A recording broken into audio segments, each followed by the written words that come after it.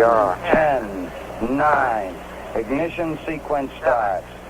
6, 5, 4, 3, 2, 1, 0.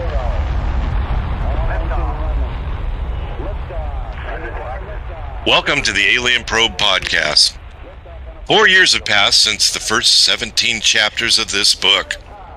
During this period, hundreds of unidentified flying objects have been seen and reported to the U.S. Air Force. Pilots with thousands of hours of flying time are still reporting them. Radar operators and experts in their field are tracking them, and crews on the missile test ranges are photographing them. Welcome again, Dr. Bill. How you doing? Good. How are you? Good. We're going to introduce our new sponsor, Orion BCS, here real quick.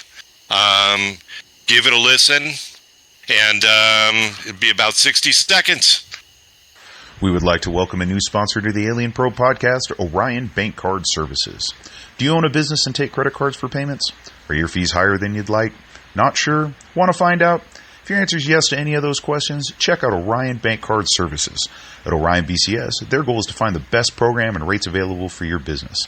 Their team has years of experience helping clients find lower rates for processing credit cards. They understand that every business is different, so let them spend the time to find out what suits your business best. Orion BCS offers additional programs like the $100 Cost Savings Challenge, their new client sign-on bonus, and their exclusive loyalty rewards program. As an added bonus for Alien Probe Podcast listeners, when you become a client of Orion BCS, you'll receive a new Alien Probe Podcast t-shirt. So visit OrionBCS.com and let them begin the process towards saving you money to help you realize your financial goals. Once again, visit OrionBCS.com and contact them today. All programs Orion BCS are subject to terms and conditions. Visit OrionBCS.com for more details. They're a credit card company. I hope everyone enjoyed that. It's our first one, so please give them a listen. Yep, and so what's happening here? We're back on the report on unidentified flying objects, the final 3 chapters. Yes, that's true. And you were in Florida at the Cape. Yeah, I went to the Kennedy Space Center, which was very impressive. Have you been down there? Have you seen the Atlantis display? Yeah. Holy crap! I don't know. So the Cape was good. Yeah, it was good. It was a really good visit. You went to the I haven't done that for years. The big museums and all the exhibits and stuff are awesome. Yeah. So cool. Yeah. I should do that again. I haven't done that for a long time. Yeah, it takes a few hours to get through it, but it was a really good time, and I saw a lot of things down there. Having a rocket shot on the Sunday. Tomorrow. Halloween. Yeah, they do it 2 a.m. It's really weird. I'm like, oh, what time? They do have a schedule. Okay. And it's 2 a.m. So that's got to be a sight. Got to be a sight to see. It's a good thing. I went when I was down there. One of the shuttles was on the pad. So. Oh, really? Yeah, and you can do a bus tour, and they wouldn't take you right up to the shuttle, but they took you to an observation tower. And you could see the shuttle. They wouldn't let you near it, but you could see it from the tower, which was like maybe a half mile away or something. Yeah. So, that vehicle assembly building was crazy. We took the bus out. Yeah. To get to, you take the bus out there. Yeah. And it's just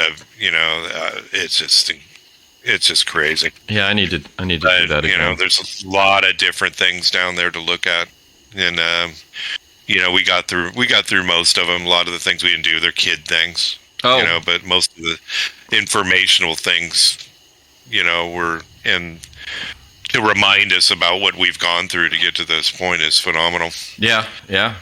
Some great stuff. It's pretty amazing. So, how's your week, man? What have you been doing? Nothing.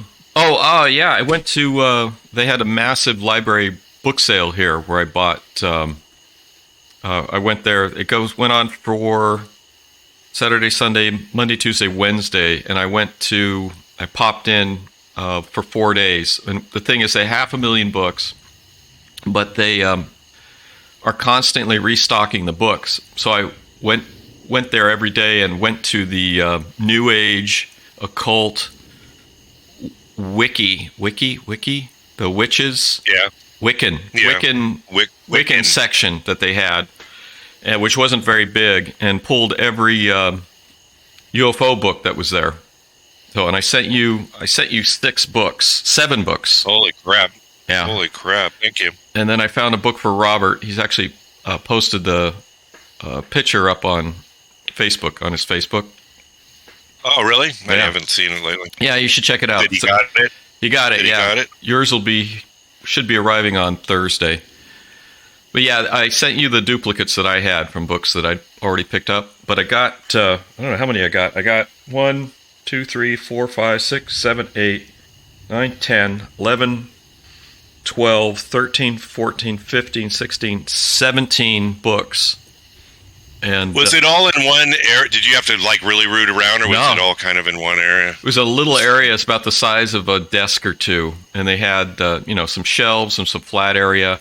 So I just go over there, and in like 2 minutes, I just pull every UFO book that I saw. And they were, most of them were like a quarter. I think some of them were 50 cents. 18 books. And I sent you a picture. I got the Area 51 Uncensored History of America's Top Secret Military Base by Annie Jacobson.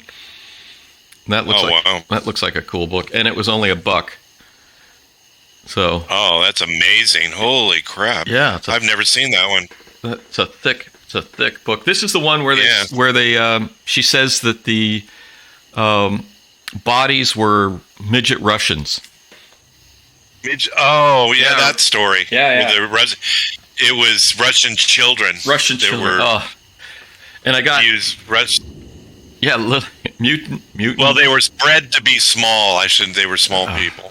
They bred to be little people. Yeah, I got to read. I got to read that. And then I remember that's one of the stories. Yeah, that's almost a comical story. It seems like it might be a disinformation type thing. But I got the Time Life book. The UFO Phenomenon. I've been reading it a little bit. It's surprisingly good. And it's from the Mysteries of the Unknown Time Life series. And I'm not that far into it, and it's an easy read. But I was shocked at it's pretty darn good. And I'm wishing I wish they had a bunch of other, like book on ghost or ESP or some other things in the Mysteries of the Unknown Time Life series, and I'm like looking at this going, I wish I'd picked up the other books because this one is surprisingly good. So it's got some really nice art, and so far it's good. We'll see. It's not crazy. It's not really saying it's all nonsense. They're giving it a fair sort of look-see. They're pointing out the crazy, and they're pointing out the hoaxes, and they're pointing out the stuff that's unknown, but I'm shocked. I didn't think it would be that good. It's a well done, very well done. And I got a bunch of old library or used library books on the got 3 of them on Roswell. So it looks like the library would 2 on Roswell. That libraries would pick up books on Roswell debunking. And one of these is interesting. Knock everything over. It's the UFO crash at Roswell, and it's published by the Smithsonian Press from the Smithsonian Institute. And one of the authors, this is a debunking book, one of the authors is a colleague of James McDonald, the guy that was the atmospheric physicist that was really into investigating UFOs and committed suicide. Wow. Yeah, it's one of those conspiracy things where you're looking at that going, why is his good friend writing a debunking book? And it's fine. I'm happy to read these debunking books, and they need to be read, but it's just like you look at these connections between these people and you wonder, it makes you wonder. One of the other UFO books is written by, or anti-debunking for Roswell, is written by a guy that's a former CIA agent, or when he wrote it, he was a current CIA guy who was also a member of MUFON, New Mexico State Section Director of MUFON. So it's like, why is a CIA guy? It's just, I guess, I don't know. The CIA guy worked in MUFON, so I don't know. It's these things that you see and you go, wait a minute, these are some strange connections. Or it could be CIA guy infiltrating MUFON to see. Yeah, I don't know. I was going to be I want to be a field you can be a field investigator. Yeah. So you got to take a class. I'm sure it costs money. Hey. To say I'll be a field investigator. I don't know if they send you out. They have MUFON meetings around. Every area has them. It's kind of like other institutions, and so I'm thinking about attending a meeting. I'm sure Debbie's not going to go, but you should make her go. She can make her go. Debbie has a somewhat tolerant view upon all of this, and she's accepts it as our adventure. As your idiosyncratic. She's like, I won't be doing any. Well, she did Alien Abductions, which is a fairly popular episode. Like I said, the one she does when I say that Deb and I are, when I state, and I usually state who's in it. Yeah. It gets good reviews. Not reviews, but good listens. Yeah. So. Yeah. So anyway, I got a bunch of books I wouldn't have picked up otherwise. I got it's just amazing. I got a bunch of alien abduction books. I got this is a really good one. Where is it? It's not here. Oh yeah, it's right here.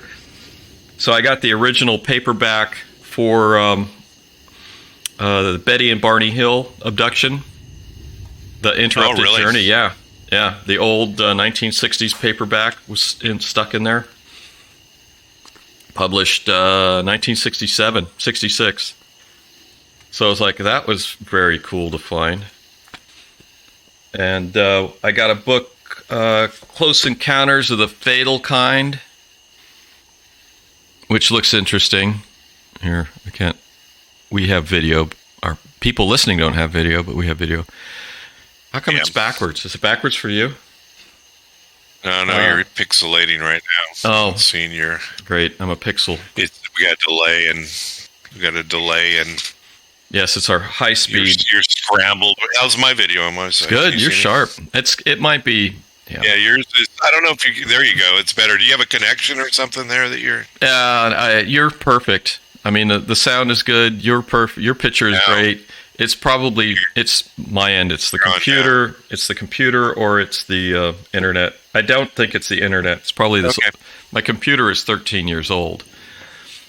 So, or 12 years old. But it's a Mac. It's a Mac, and it's entering puberty, so I expect problems. Yeah. There was another book here. I mean, it's just a ton of. I mean, nobody buys this stuff, so it's like you go into a book sale like this. I mean, people are interested in it, but there's not a lot of people in it. So you go in there, and it's just like, Although I did, you could meet some nice Wiccans while you're browsing the New Age section for UFO books. Really? Yeah. So it was always me. Did you meet some good Wiccans? I don't know. Wiccans? Yeah.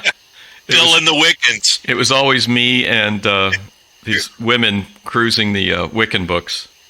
So as I piled up my UFO books, there's one more. Taking all the UFO books. They don't care about that. Was there a lot of people in there? Was it packed with people, or? This year they were restricting. My county is very COVID paranoid. So this county has actually had its federal funding pulled by the state because of mask mandates on students. Oh, wow. Yeah. And they, so when you went in there, they were restricting the number of people that could go in, which actually made it nice because usually when they have this sale, which they do a couple times a year, they haven't done it for 2 years. It's packed, and you're just packed like sardines. But this, restricting the people, it was just perfect.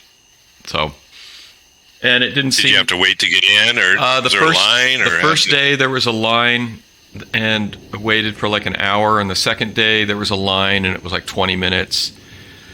And then the last 2 days that I went, there was no line. You just walked in, walked to the New Age section, grabbed the UFO books, walked out. Did you take? Now I have to ask: did you get all the UFO books? I don't know. They're constantly restocking, so I just figured I'd grab what I saw. So I mean, so they had different ones there, possibly each every day. Every day it was different. So, and they're constantly. I mean, they had 500,000 books, so they're constantly taking books and putting them in there and stacking them, in the particular section. So every day I went in there was new books. So anyone that came in, if they stocked, obviously if they stocked it between the time I was there and the next day, anyone came in, I'm sure people found plenty of books that I didn't see. But, I'm not going to go back and forth a couple times a day. Yeah, well, how far out away from your place was it? It's 15 minutes. Oh, wow. That's a small town. I'm looking for... That's amazing. Well, that's a good find, man. Yeah, Holy crap. Oh, yeah. And there's another book that I found that was interesting. It's called The Truth Behind Men in Black by Jenny Rendles. And I always go into the references. And there was a book. I got the PDF found it online. That's like the first Men in Black book, published in 1956, called They Knew Too Much About Flying Saucers. I haven't read it. I should send you a copy. I will send you a copy. Yeah. 1956, and this guy was a booking agent, and then for like theaters and stuff, and he would investigate UFOs, but people that he met along the way that would investigate would just like step away from it and no longer do it. And he was saying that they were pressured by like government people to stop investigating UFOs. So this apparently is the like the first Men in Black book that was written 1956 by Gray Barker. They knew too much about flying saucers, so I thought that would be interesting to look at. So it's funny. I love this 1950s UFO books, like the one we're reading now, Ruppelts' book. So should we get into? Yeah. Well, let's get in. This was from the final 3 chapters. Yeah, I reread one of the 3 chapters. I didn't do the last 2. We'll probably just get through the first one anyway. I mean, it was interesting that and it actually was a lot better description of some of the events in and there's still flying chapter. Yeah, chapter 18. And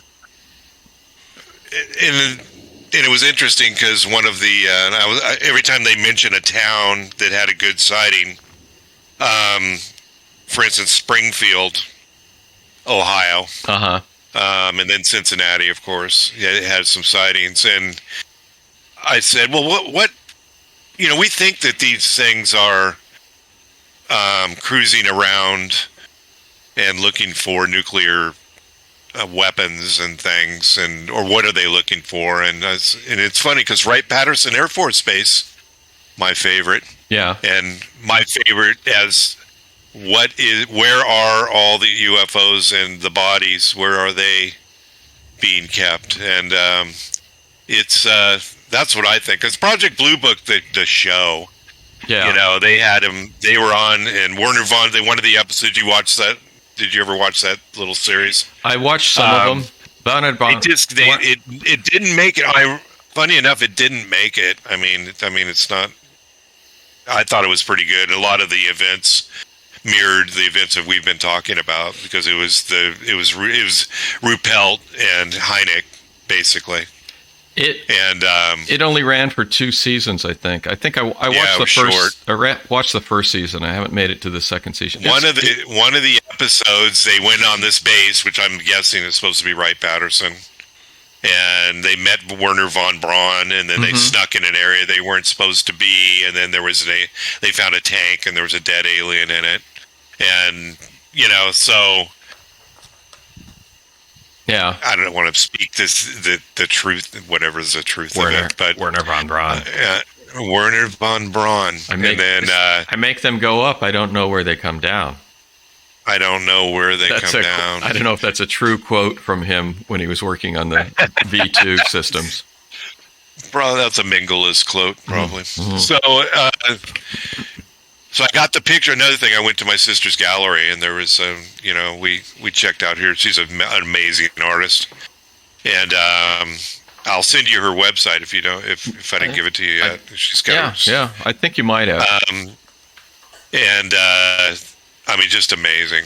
It's because I'm talentless when it comes to drawing. I used to draw well, but I don't anymore. Yeah, we don't do it. We all do it when we're kids.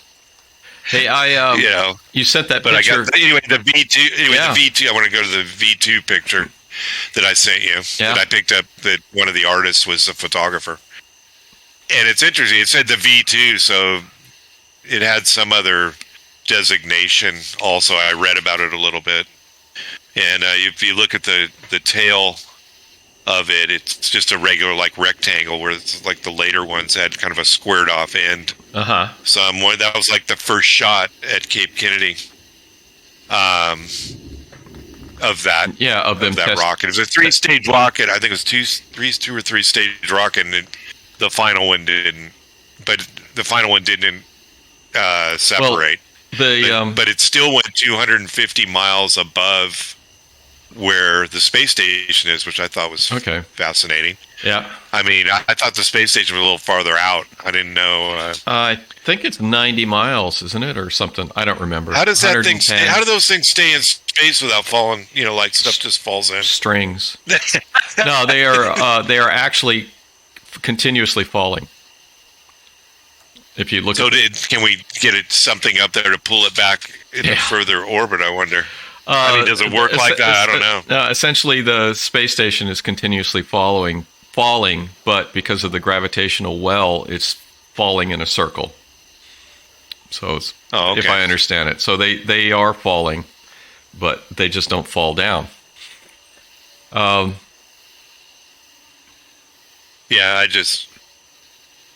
then there's the they had the sighting around Lubbock, and we know about the Lubbock lights, but the new sightings, yeah. Yeah, so these were later than the previous ones. Well, Lubbock was still, because I thought, how's he writing about Lubbock? Was he dead already? No, Lubbock was in 50. Lubbock was actually in 54. So we should explain that the original book, the report on unidentified flying objects, came out in 1956, I believe. 1955 is when he wrote his. July 1955 is when Ruppelt wrote his foreword. The book was copyrighted and published in 1956, and then apparently in 1960, a second edition was published with an additional 3 chapters, which is the copy that I have. What's interesting is that the book doesn't. Actually, I think the one is, I can't tell.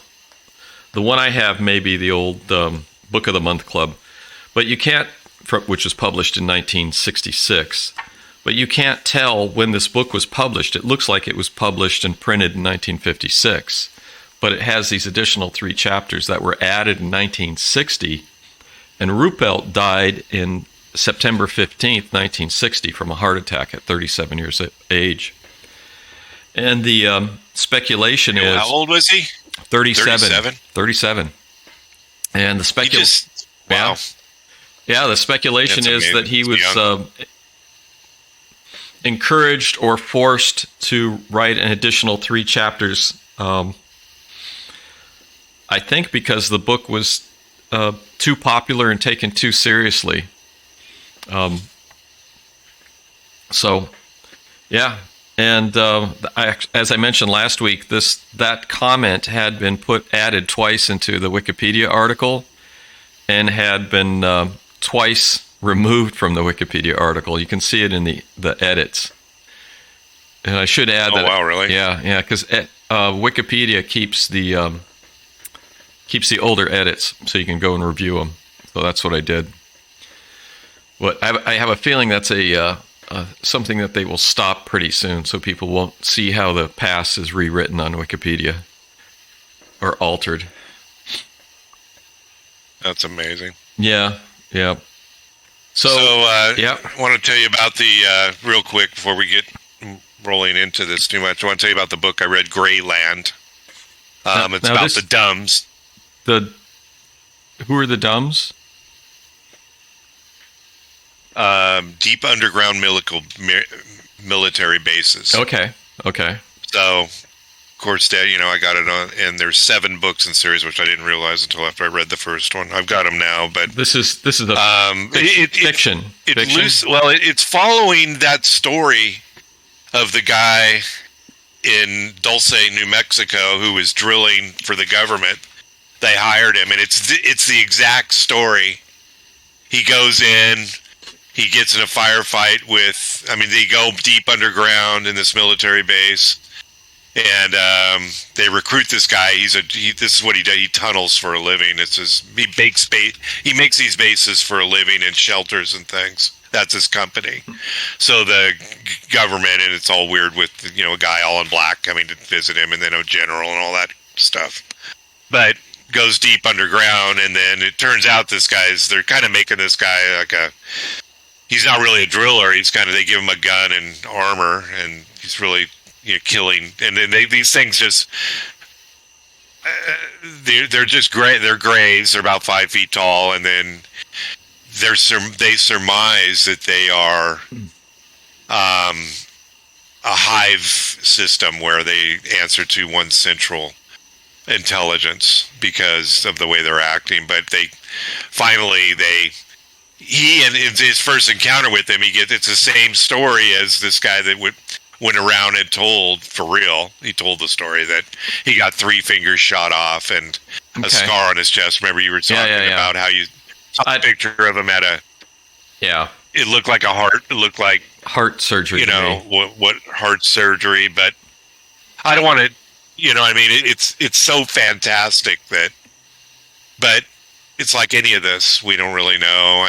But they drilled, and they actually, the way their story is that we're drilling underneath the ground, making these tunnels with these high-speed rails and things. I'm sure you heard that story. Yeah. Where there's a rail between, the coast, the West Coast, and Area 51 and things. Yeah, there was a TV show that I watched years ago. I don't remember what it's called, but they did... it was called Genesis 2. No, there was that, and then there was a newer one, and they were like things under the ocean they were exploring, and one of the things is they discovered this network of tunnels with massive train system underneath the United States, and it was a really good show. It only lasted 1 season. I remember watching it with my kid, and then it was gone. So. Was it from the 70s? No, this was couldn't have been 10 years ago. I don't remember the name of it. Yeah, it was very cool. And then, but the people actually ended up building their own bathyscaphe, which was just because they couldn't get one, so they put some sort of bathyscaphe together and put it in the ocean to look at some stuff. But the last episode was them discovering this tunnel and train network, which is probably related to... They think it was alien, or they think it was just us being secret? I don't know. I don't remember it that well, but I think it might have been that type of thing, like space aliens or underwater, civilizations or some other stuff. But it was sort of like X-Files, Project Blue Book type thing, but with a water component to it. It was actually... I liked it. Well, they just had that other show that they just canceled, Debris. We haven't... No, did they cancel it? We haven't finished it yet. Done. 1 season, one and done. One and done. That show I was enjoying. It was pretty good. It was an acquired taste, though. It was I liked it because it was different, like we talked about. But it was a little weird. Yeah. But it interesting.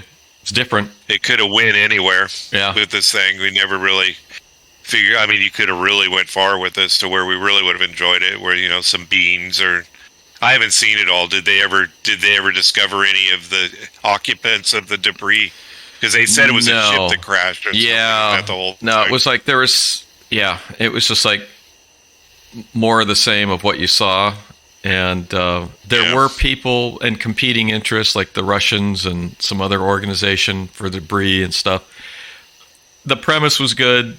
Like you said, they could have went anywhere. It just didn't. They canceled it after one season, which is too bad.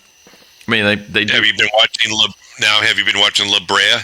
No. Have you heard of it? Yeah, I've seen it, but I've seen the listing for it, but I haven't turned it on yet. Is it good? We've been watching. Yeah, it's okay. All right. Yeah, it's like you said, it's different, but it seems I didn't watch Lost, and it seems like that kind of movie. They all just kind of have that same. Yeah. You're in this weird place, and it's Gilligan's Island. Yeah, Lost was. You're just able to get out of it, and then you can't. Yeah, Lost was fantastic, and then the wheels fell off the wagon. So, like the first few seasons were something else, and then they're just like, we don't know where to do or where to go, and then it just got weird. So, yeah, but Greyland's good. I would definitely, but I don't know. I think I need to start reading We're going to be doing Roswell here soon, right? Oh, we beat it to death, but now we have all these new books and thing. We have a lot we did what everybody does. We did what everybody knows. But what doesn't? What are some of the things that maybe happened that the average person that doesn't gather all these Roswell related? There were so many. I don't know. UFO crash at Roswell.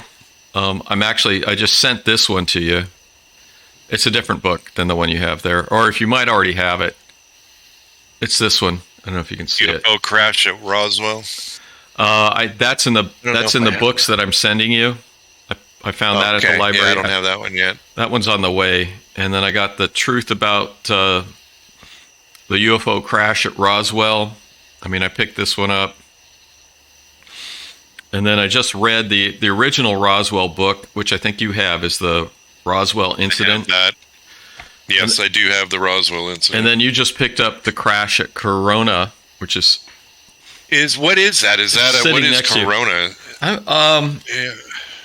So I'm not sure what's going on with that, but there is evidence of a testimony on a second crash site. So there's the old book, which people said was a fake, which maybe I'm going to actually pull it down. Hang on.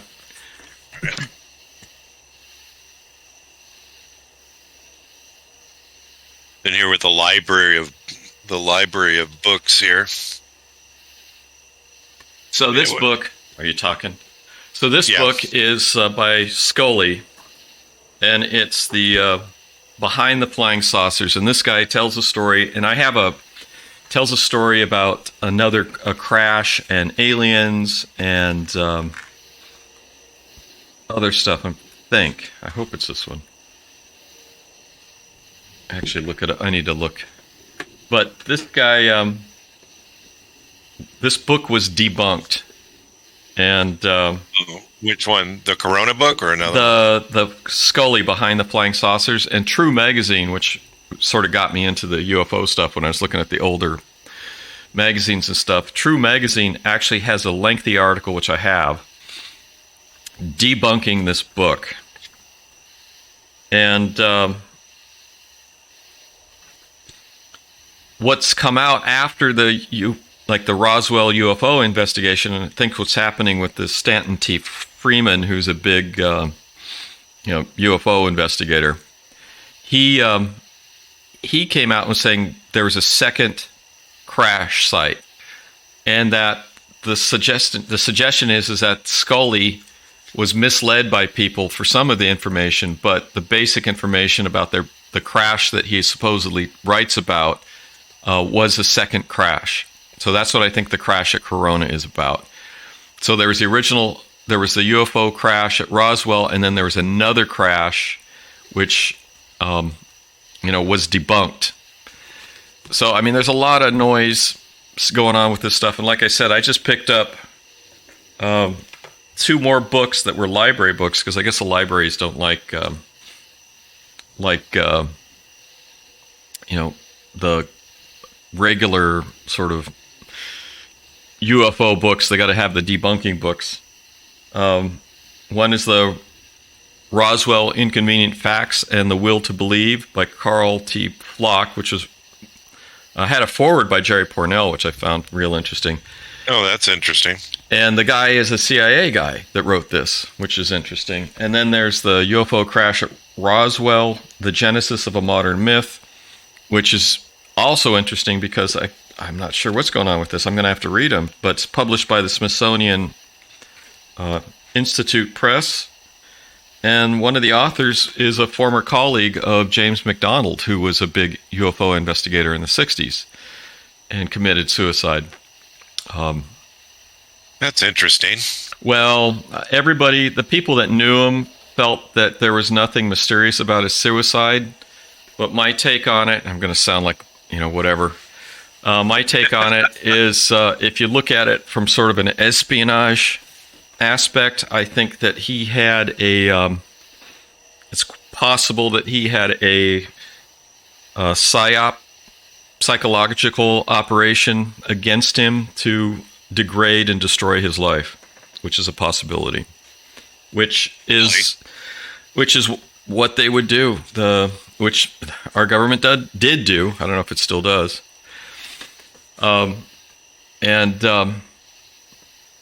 Anyway, it's if you read James Ellroy's trilogy on American Tabloid, which he talks about, the government and the assassinations, and they're fiction, and the FBI and all this other stuff in the 60s. You walk away from that book, and then you look at James McDonald's and what happened to him and his suicide, and you can go, "Oh yeah, I can believe that this could have been a psychological operation directed against him to psychologically destroy him and drive him." Well, I'm looking at what I'm looking at is, and not remember I sent you the Masonic Lodge with the swastika in it. Well, yeah, it's a pseudo swastika on the Masonic Lodge. Yeah, that was. I don't think it was. And my sister was quick to. This is the Jewish side of my family. And you're going, yeah. Was quick to remind me that swastika is not facing the right way. That is not a swastika. It's facing the wrong way. And I believe she is correct. I don't know. I don't think it's. I'm trying to resurrect the picture. It's hard. There it is, and I don't know which way they go. There's an orientation. Yeah. I know I have. I have some books by going the right way. I think it's going the right way from what I saw. I have a yeah. Not that it means anything, but I think it is going the right way. I have that is a swastika. The isn't that bizarre? Kipling used to use the swastika as his chop on his books. And depending on the edition of book you get, it goes one way or it goes the other way. So I'm not sure if that has any meaning, because they say that the Indian version goes one way, but Kipling, grew up in India, and he used to use it. His publishers put it one way or another, so it's not him. But originally, that chop was bookkeepers would put it in at the beginning of their log for the year, their count books for the year, and it was supposed to be for good luck. Which is why really? Kipling had it. Maybe that's why. Could be. I don't know how long. I don't know how long the lodge has been there since. I mean, it's downtown. Well, Kipling in the 1930s asked his publishers to stop using the chop on his books because of the rise of the party in Germany. And said they've just destroyed the meaning of it, and I don't want to use it anymore in my books. Which is, I actually got. That's a very good thing. I got a collected works of Kipling. I don't know how many volumes it was, but it has the chop on the spine, and I got it in a thrift store for like $1 a volume. And these things were published in like 1910, and they're pristine. They haven't even been opened. I mean, I think they were sitting in somebody's house, for 100 years, and somebody died, and they finally just gave it to a thrift store. Really? Yeah, and I didn't even notice that it had the chop on it. And then when I bought it, people were like, when I said I want to buy these books at the thrift store, it was a high-end thrift store over towards north of Jacksonville. And it's where, in a wealthy area, so it was this thrift store had really nice stuff in it. And so the people at the thrift store were asking me about the chop, and it's just something he had on his books. It didn't have the meaning at the time, and he did ask it to be removed later on. Yeah. But so I got this great collection of Kipling books for like $15, but people didn't want to touch it because the chop was on it. So, and I'm like, yeah, well, chop is the swastika. Yeah. Is that what so I could. It's weird. Yeah, and my thinking is I could spend $15 for a great collection of his works, or I could find a collection that doesn't have it on it and spend $500. So, but I couldn't believe these books were like new. I mean, just crisp and new, and they were 110 years old. And I was like, somebody just, they were in storage or something somewhere for 100 years. So, that's amazing. Anyway, that's a little weird. You'd have to look up when the building was built, maybe it was the Masonic Hall of all the German rocket scientists from NASA. Yeah, you never know. Yeah. It was kind of, I found it. Of course, I jumped right out at me. Nobody else noticed it. Yeah. I was like, wait a minute. Yeah, wait a minute. What's that? Oh, that's cool. Because my dad was a Mason, and then my adopted father was also a Mason. Yeah. And I said, well, that's kind of weird that it's got that. That wasn't the lodge that my dad went to. I don't think she said that was. He didn't go to that lodge, but I don't know if that's. He probably wasn't allowed to go to that lodge. Yeah, I don't.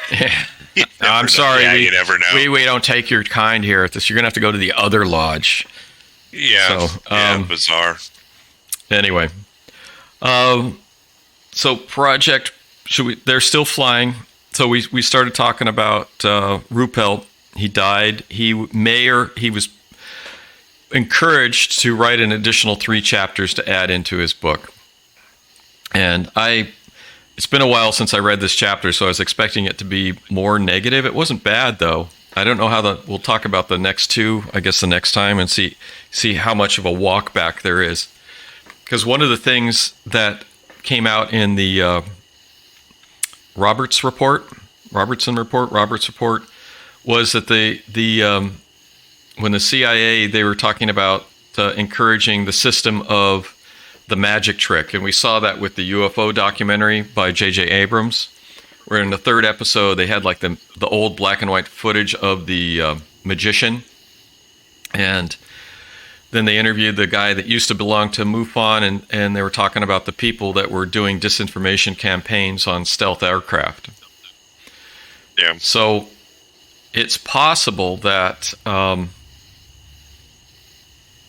we'll see. We'll see what happens when we cover those. This one did a little bit of a walk back, but not a really big walk back. No, I mean, and the dates are chronologically later. I mean, it's not, they're in 56. 55. So they actually, 55 and 56. Oh, and all the way up to 57. I got a 57 date here in my notes. So there was sightings, they're discussing all the, they had 97% of the sightings were, and this is when NICAP came on that was actually really, really interesting. And a NICAP is the National Investigations Committee on Aerial Phenomena, and I think that it was started by Donald Kehoe. Is that? Yes. It was. And is that private? That's not a government. NICAP is a private organization like MUFON? Yeah, it's private. And I actually, when I was reading the Firestorm, the biography of James McDonald, they actually talked about the end of NICAP. And the lady that wrote the book was saying that it was, she thinks that it was the CIA that was involved in the destruction and end of NICAP, and it ended weirdly because the board took it over and said got rid of Kehoe and got rid of a bunch of people. Said he was spending money. Said he was profiteering. He was accused of being a profiteering off the organization. But the new director just took all the money for salary and then just shut everything down. So the scale and the salary, Kehoe wasn't paying himself anything, and he wasn't paying the staff. He was paying the staff like minimum wage at the time. So they were very frugal with the money, but it had a weird shutdown, and the board basically killed it. And this lady says it was because of the CIA. But actually, I had a thought when I was rereading this chapter. So they had all these Navy people that were involved in NICAP when it started. It had retired Vice Admiral R.H. Hillenkoetter for 2 years, director of the CIA, Lieutenant General P.A. Deval.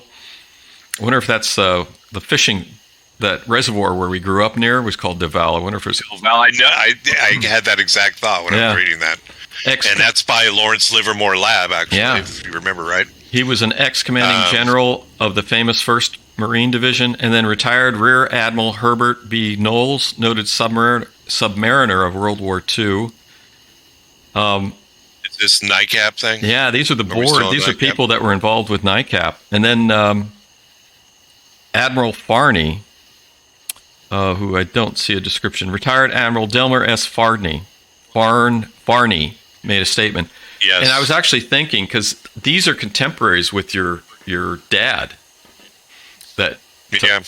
So your dad probably, it's unfortunate that your dad isn't still alive, because your dad probably knew some of these guys. Yeah, and no doubt. I'd be interested in talk to him about. It would have been awesome. He served on 7. It was amazing going through his stuff too. They had, a lot of pictures of military, of his ships, of his time. Yeah. He served on 7 ships. Wow. And it's just an amazing, just an amazing life. So impressed. Yeah, but it would have been nice if he was around to have it. It's like, hey, I'm here, and by the way, do you know these guys? Yeah, tell us about these. Tell us about these guys. He's like, my son is a crackpot. Yeah. He goes, I'm not telling you anything. Get out of that. Get out of the house. Really get off my lawn. Get off my lawn. Yeah. But yeah, no, I was thinking that would have been fascinating if he was still alive, to ask him about these people and to hear sort of his personal knowledge about the people and who they were and stuff. But one of the other things is NICAP, and I'm wondering if this was the motivation for this chapter, is because of the emergence of NICAP. And he says, he's talking about different UFO organizations. He says, the mere fact that another civilian UFO investigative group was being born was neither news nor UFO history, because since 1947, well over 100 such organizations had been formed. But none deserve the niche in UFO history as does NICAP. Oh, and then he's suggesting that it's just a money-making scheme. Then there was, then people started resigning. Yeah. Admiral Farney, General Weidenmeyer, and General Deval politely and quietly resigned from NICAP's Board of Governors. Well, I'm sure they weren't retired, correct? They still active duty? We don't know. Do we know? Because that probably wouldn't be very popular to be doing something like that while you're still in the military. No, I don't think so. So it might. Although these guys were retired. Oh, they're all retired. They're retired. I don't know about Farney. Okay. Retired. He was Delmer S. Farney was retired too. But still, I mean, they're all part of the system. And I don't know if they can take their pension or do anything weird to them. Maybe they were threatened. Well, I mean, it's who knows? The thing is, it's a small community when you come down to it. It's like your dad was a Annapolis grad, so there's a lot of activities where they still meet and eat at the time. So it's a community. It's a tight knit community. Yeah, and you have your friends coming up to you and your colleagues, and they're all going, wait a minute, you can't you should not be involved in this. This is not right. You need to step away. And if you have enough friends come up to you and say you need to step away from this, it could happen. He also says here, he said, NICAP director Don Kehoe has taken a beating, being accused of profiteering, trying to make a headline, and other minor social crimes. But personally, I doubt this. Kehoe is simply convinced that UFOs are from outer space, and he is a dedicated man. He's a really fair writer. Well, even Kehoe was a major in the Marine Corps. Yeah, and he was a trainer in World War. He was injured, and he took a retirement. I think he was also an Annapolis grad. And he took a retirement, a disability retirement, and then he was activated World War II. Kehoe was, as a trainer. Right. So but some of these sightings were pretty interesting. Did you see in this chapter he talked about the sighting in White Sands? Yes, and of course my love of White Sands that's another place where they think there's an underground base, and there's been stories of. That on the White Sands, the craft actually went to the ground. It was glowing egg-shaped, large craft, and it actually went down into the White Sands area and disappeared. According to the report. I mean that would fit that sort of that scenario. would fit that description. I'm kind of leaning toward the underground thing. It's kind of. This might be because it's the latest thing I read. I am. Oh, yeah. Yeah. It's underground. Underground. It's all underground. Well, we can't. Or there was also another story of a farmer that grabbed I think it was like an 18-inch in UFO. Northern Ireland. Yeah. Got it in a headlock. I got the headlock, and then we put it down. We put it down. I set it down for a second to go over this fence, and it took off, and it flew away. Yeah, and I thought that was the best report ever. And I guess the guy was pretty credible too. Yeah, if that happened to. I was thinking about the White Sands one, and there was that other report that was in the official reports from Project Blue Book, buried in my desk. Where that intelligence officer had seen some fantastic stuff while driving to or from the base. Yeah. And it's usually a guy that doesn't usually, he's like, UFOs are bullshit and all that. And then all of a sudden, holy crap. Yeah. No, I don't know what I saw. Yeah, something's going on. But that was interesting. It made me think that, they talk about the experimental aircraft or covering up experimental aircraft or capturing alien technology and testing it and stuff. And I see descriptions like that previous one and this one. I'm going, maybe. So yeah, maybe. I told you I saw a meteor we were at dinner down in Florida. A meteor. Green. It was green like the one you were talking about. Really? It's really kind of funny. It was a streak across the sky, and we're sitting eating. We're outside, really nice restaurant, cruise ship in the background, perfect weather, and perfect cloudless, clear night, and all of a sudden I see this thing streak across the sky, and I'm looking at Deb. I went, "Oh shit!" Hey, and then it's a meteor, and it just disintegrate. It just kind of disintegrated. It didn't explode or anything. It just kind of ended. It's like the fireball that I saw when I was in Zurich. It's like if you're sitting outside and this stuff has to happen fairly frequently. If you're sitting outside enough, but what a coincidence that both of us have seen an unusual astronomical phenomenon. Yeah. Well, I was barbecuing, and then the night before last, I'm out barbecuing, and I see another one. Same thing, another meteor. And I say, what is this? What is it? Are we having, I don't know if we're in the middle. I didn't look. I don't think we're in the middle of a meteor shower right now. You're being targeted. Yeah, I'm being targeted. But it's it's interesting, to see that. But it's great. I love it. Yeah, I have a feeling this stuff happens fairly frequently, and you just have to be looking in the right direction for the right 2-3 seconds to see stuff like this. So this is we're coming up on an hour, and I think we have more stuff to talk about on this chapter, and we can pick up the last 2 chapters, or 1 chapter, 2 chapters. But what I started to mention before is I've seen it in the later 1960s and 70s UFO literature and articles and things like that. There's the walk back, and I think it ties into the Robertson report where they want to present the stuff as the magician's trick. It's like you see the trick, and then they explain the trick. And that's some sort of psychological strategy, which I'm not sure I really understand, but to I guess, diminish the excitement or engagement in sort of the UFO belief system. Okay. But they've been doing this for 70 years, and they're still, we're right where we were in 1947, where we're seeing things and we don't know what's going on. Well, we'll continue on with the next chapter as we roll in. Yep, and we'll be wrapping up maybe next week the report of Unidentified Flying Objects by Edward J. Ruppelt, which is probably the best UFO book ever written. Well, that one's going right in the forefront of everything, right, with Mrs.